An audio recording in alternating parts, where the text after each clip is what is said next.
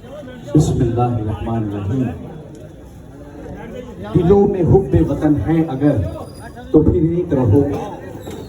دلوں میں حب وطن ہے اگر تو پھر ایک رہو.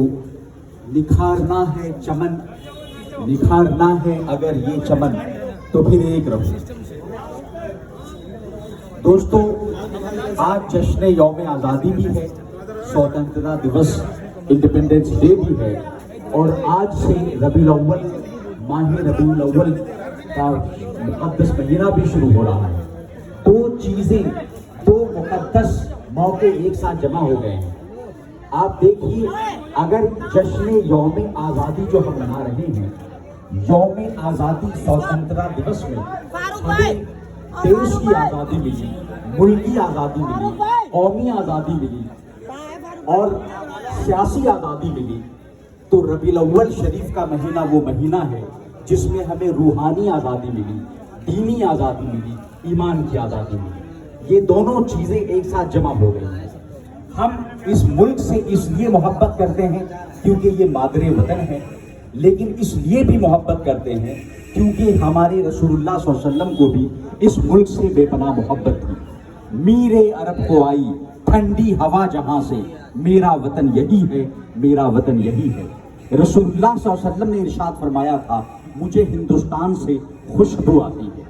مولا علی علیہ السلام نے ارشاد فرمایا تھا، مجھے سب سے زیادہ پاکیزہ ترین ہوا ہندوستان کی لگتی ہے. اطیب ریح اشمھا من ارض الہند.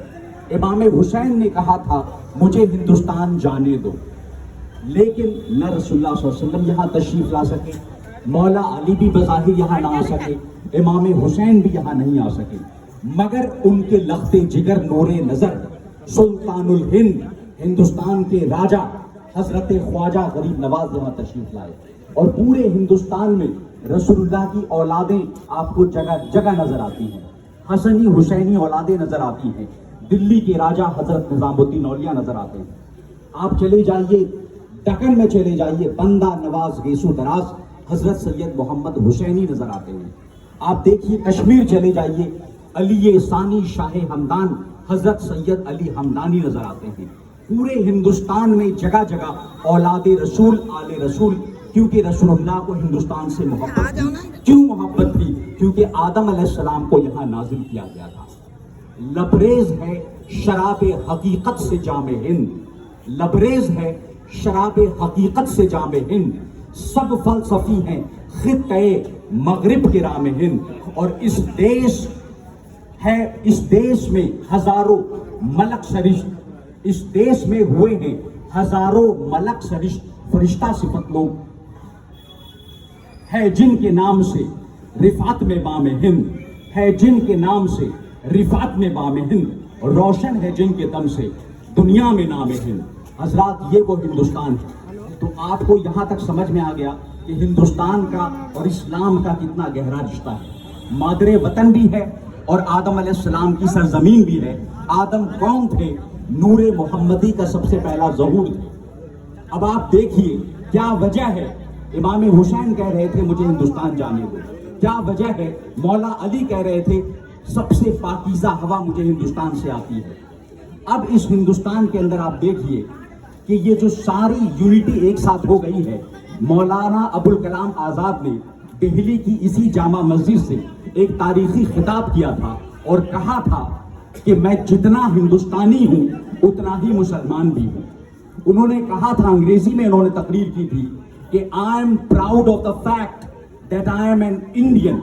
مجھے اس بات پر گرو ہے، فخر ہے کہ میں ہندوستانی ہوں. But I am equally proud of the fact that I am a Muslim.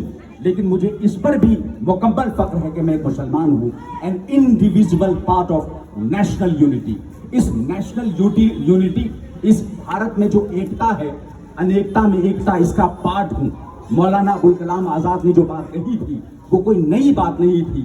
جب مدینہ بنایا گیا تھا، مدینے کو ایک وطن بنایا گیا تھا اور رسول اللہ صلی اللہ علیہ وسلم نے کانسٹیٹیوشن بنایا تھا مدینے کا، تو سب سے پہلا کلوز کیا تھا؟ مدینے کا جو چارٹر تھا، سنویدھان تھا، رسول اللہ صلی اللہ علیہ وسلم نے خود لکھا تھا، لکھوایا تھا اور فرمایا تھا نحن امۃ واحدہ، وی آر ون نیشن, ہم ایک نیشن ہیں. ون نیشن کا کانسیپٹ پوری دنیا میں ریٹن ہسٹری میں سب سے پہلے رسول اللہ صلی اللہ علیہ وسلم نے دیا تھا. ہم اسی ون نیشن کو ماننے والے ہیں جو مدینے میں چارٹر اور کانسٹیٹیوشن آف مدینہ, میثاق مدینہ میں دیا گیا تھا. مولانا ابوالکلام آزاد نے بھی وہی بات کہی, قومی متحدہ قومیت کی بات کہی, نیشنل یونٹی کی بات کہی. آج پھر سے ہم اسی کو دوبارہ سے دوہرا رہے ہیں کہ یونان و مصر روما سب مٹ گئے جہاں سے, یونان و مصر روما سب مٹ گئے جہاں سے, لیکن مگر ہے باقی اب بھی نام و نشاں ہمارا, سارے جہاں سے اچھا ہندوستان ہمارا. السلام علیکم. ماشاء اللہ.